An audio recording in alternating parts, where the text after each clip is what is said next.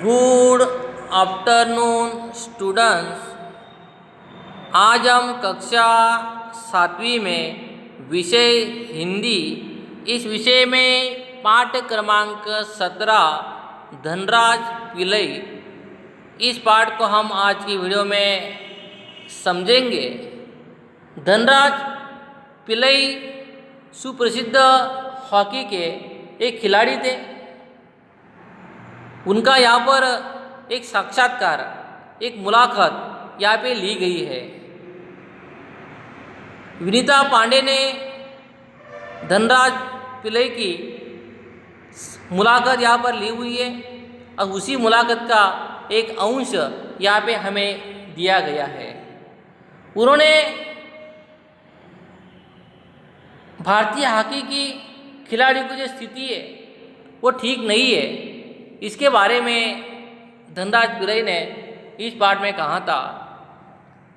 विनीता जी कहते हैं कि खिड़की पुणे की तंग गलियों से लेकर मुंबई की हीरा नंदानी पवई कॉम्प्लेक्स तक आपका सफ़र बहुत लंबा हुआ और बहुत कष्ट साध्य रहा है।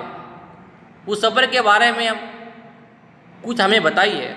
विनीता जी ने धनराज पिल्लई से कहा। धनराज पिल्लई ने कहा कि बचपन मुश्किलों से भरा रहा, हम बहुत गरीब थे। उन्होंने कहा हमारा जो बचपन था बहुत कठिनाई से मुश्किलों से गया, हम बहुत गरीब थे। मेरे दोनों बड़े भाई हॉकी खेलते रहे, उन्हीं के चलते मुझे भी उसका शौक़ हुआ।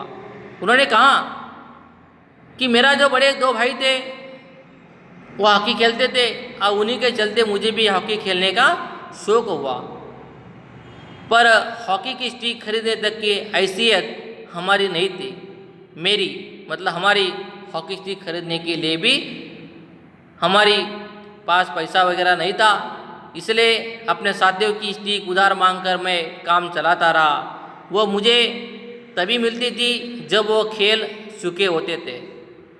उनके साथी उनको टिक तब देते थे जब उनका खेल ख़त्म हो जाता था, तब धनराज जी को हॉकी की स्टिक मिलती थी। इसके लिए बहुत धीरज के साथ अपनी बारी का उन्हें इंतज़ार भी करना पड़ता था। मुझे अपनी पहली स्टिक तब मिली जब मेरे बड़े भाई को भारतीय कैंप के लिए चुन लिया गया था, क्योंकि उनकी जो आर्थिक परिस्थिति थी वो बहुत गरीबी की थी, इसलिए उनके पास स्टिक खरीदने के लिए भी पैसा वगैरह नहीं था। उसने मुझे अपनी पुरानी स्टिक दे दी। वो नई तो नहीं थी, लेकिन मेरे लिए बहुत कीमती थी क्योंकि वो मेरी अपनी थी। मैंने अपने जूनियर राष्ट्रीय हॉकी सन 1985 में मणिपुर में खेली, तब मैं सिर्फ 16 साल का था। उसकी आयु कितने साल की थी? 16 साल की थी। देखने में दुबला पतला और छोटे बच्चे जैसा चेहरा, अपनी दुबली कद काटने के बावजूद भी मेरा ऐसा दबदबा था कि कोई मुझसे भिड़ने की कोशिश नहीं करता था। मैं बहुत जुझारू था, मैदान में भी और मैदान से बाहर भी। और 1986 में मुझे सीनियर टीम में डाल दिया गया और मैं बोरिया बिस्तरा बांधकर मुंबई चला गया था। उसी काल में मैंने और मेरे बड़े भाई रमेश ने मुंबई लीग में बेहतरीन खेल खेला और हमने खूब धूम वहाँ पर मचाई। इसी के चलते मेरे लिए अंदर एक उम्मीद जागी और मुझे ओलंपिक में सन 1988 के लिए नेशनल कैंप से बुलावा जरूर आएगा, पर नहीं आया और मेरा नाम 57 खिलाड़ी की लिस्ट में भी नहीं था। बड़ी मायूसी हुई, मगर एक साल बाद ही ओलिवन एशिया कप के लिए मुझे चुन लिया गया और तब से आज तक मैंने पीछे मुड़कर कभी भी नहीं देखा। फिर विनीता जी ने कहा कि आपका विद्यार्थी जीवन कैसा रहा? अपने स्कूल के दिनों में आपकी किस प्रकार की यादें जुड़ी हुई है, उसके बारे में हमें बताइए। धनराज पिल्लई ने कहा कि मैं पढ़ने में एकदम फिसूड़ी था। किसी तरह 10वीं में तक मैं पहुंचा। पढ़ने लिखने में धनराज पिल्लई बहुत कमज़ोर था। किसी भी तरह से वो 10वीं तक पहुँचे, मगर उसके आगे तो मामला बहुत कठिन था। एक बात कहूँ, अगर मैं हॉकी खिलाड़ी न होता तो शायद एक चपरासी की नौकरी भी मुझसे न मिलती। मतलब पढ़ने लिखने में धनराज पिल्लई कमज़ोर था, पर हॉकी खेलने में बहुत होशियार थे। आज मैं बैचलर ऑफ साइंस या आर्ट्स भले ही न हूँ, पर मैं गर्व से कह सकता हूँ कि मैं बैचलर ऑफ हॉकी हूँ, हॉकी में मैं माहिर हूँ। हंसते उन्होंने कहा, और मेरी याद के लिए आप मुझे मास्टर ऑफ हॉकी कह सकते हैं। फिर विनीता जी ने कहा, आप इतने तुनक मिजाज क्यों हैं, कभी कभी आप आक्रामक भी हो जाते हैं। फिर धनराज पिल्लाई ने कहा, इस बात का संबंध है मेरे बचपन से जुड़ा हुआ है। मैं हमेशा से अपने आप को बहुत असुरक्षित महसूस करता रहा। मैंने अपनी माँ को देखा है कि उन्हें हमारे पालन पोषण में कितना संघर्ष उन्हें करना पड़ा है। मेरी तुनक मिजाजी के पीछे कई वजह है, लेकिन मैं बिना लाग लपेट वाला आदमी हूँ। मन में जो आता है सीधे सीधे कह डालता हूँ, और बात को कई बार पछताना भी पड़ता है। मुझसे अपना गुस्सा को रोक नहीं पाता। दूसरे लोगों को भी मुझे उकसाने में मज़ा आता है। मुझे ज़िंदगी में हर छोटी बड़ी चीज़ के लिए जूझना पड़ा है, जिससे मैं चिड़चिड़ा हो जाता हूँ। साथ ही साथ बहुत भावुक भी इंसान मैं हूँ।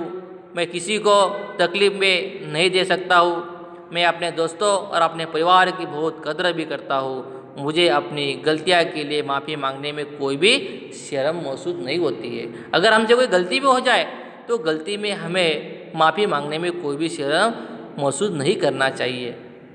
फिर विनीता जी ने कहा, आपके परिवार की आपके लिए क्या अहमियत है। फिर धनराज पिल्लाई ने कहा, सबसे अधिक प्रेरणा मुझे अपनी माँ से मिली है। उन्होंने हम सब भाई बहनों में अच्छे संस्कार डालने की कोशिश की, और मैं उन सब के नज़दीक हूँ। मैं चाहे भारत में रहूँ या विदेश में, रोज़ रात में सोने से पहले माँ से ज़रूर बात करता हूँ। मेरी माँ ने मुझे अपनी प्रसिद्धि की विनम्रता के साथ संभालने की सीख मुझे दी है।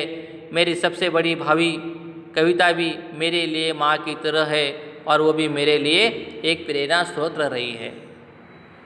धनराज पिल्लाई का अपने माँ का प्रति कितना प्रेम भाव था, उन्होंने यहाँ पे मुलाकात के दौरान स्पष्ट किया हुआ है।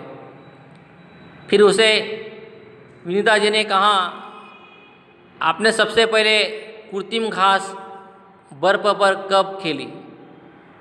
धनराज जी ने कहा कि मैंने सबसे पहले कृत्रिम घास तब देखी जब राष्ट्रीय खेलों में भाग लेने में 1988 में नई दिल्ली में आया।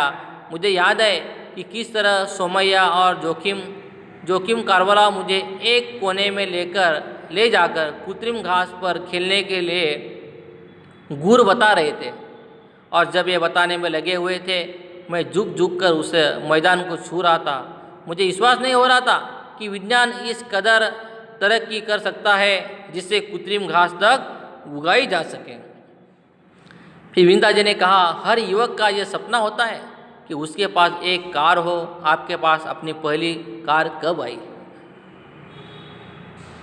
विनीता जी धनराज जी को कहते हैं, सबकी इच्छा होती है कि मेरे पास एक कार होना चाहिए, और आपके पास कार कब आई।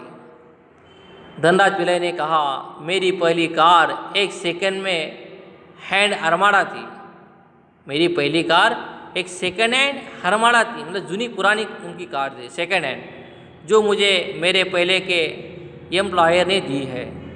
तब तक मैं कॉपी नामी खिलाड़ी बन चुका था, मगर ये कोई ज़रूरी नहीं था कि शोहरत पैसा साथ लेकर आए।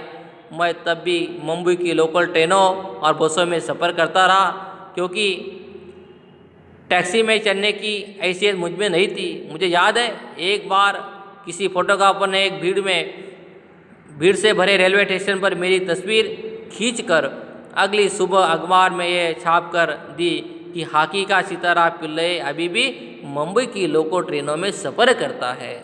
उस दिन मैंने महसूस किया मैं एक मशहूर चेहरा बन चुका हूँ, और मुझे लोकल ट्रेनों में सफ़र करने से बचना चाहिए। लेकिन मैं कर ही क्या सकता था। मैंने जो भी थोड़ा बहुत कमाया उससे अपना परिवार चलाना मुझे पड़ता है। धीरे धीरे पैसे जमा करके बहन की शादी भी उनको करनी थी, और अपनी माँ के लिए हर महीने पुणे पैसा भेजना उन्होंने शुरू किया था। उनकी माँ के लिए उन्होंने पैसा भेजना भी शुरू करवा दी थी। आज मेरे पास एक फोर्ड आइकॉन है, जिसे मैंने सन 2000 में ख़रीदा था, मगर वह किसी कारपोरेट हाउस का दिया हुआ तोहफा नहीं था। बल्कि मेरी मेहनत की गाड़ी, कमाई से भी खरीदी हुई एक मेरी वो कार थी। वो किसी ने मुझे दी हुई नहीं थी, मेरी मेहनत से मुझे मुझे ये खरीदी हुई मेरी पहली कार थी। फिर धनराज जी ने पूछा, विनीता जी कहते हैं कि सफलता का आपके लिए क्या महत्व है? हॉकी को आपने इतना कुछ दिया, इसके बदले में आपको क्या मिला है? धनराज पिल्लई ने कहा, कुछ रुपए इनाम में मुझे मिले हैं, मगर आज खिलाड़ियों को जितना मिलता है उसके मुकाबले में पहले कुछ नहीं मिलता था। उन्होंने कहा कि आज जो खिलाड़ियों को पैसा वगैरह जो मिलता है वो पहले इतना कुछ भी नहीं मिलता था। मेरी पहली जिम्मेदारी थी परिवार, और परिवार में आर्थिक तंगी को दूर करना ये मेरा पहला कार्य था। भले कम पैसा मिलता था तो भी हम खेलते थे, और उन सबको एक बेहतर ज़िंदगी देना ये मेरा कर्तव्य था।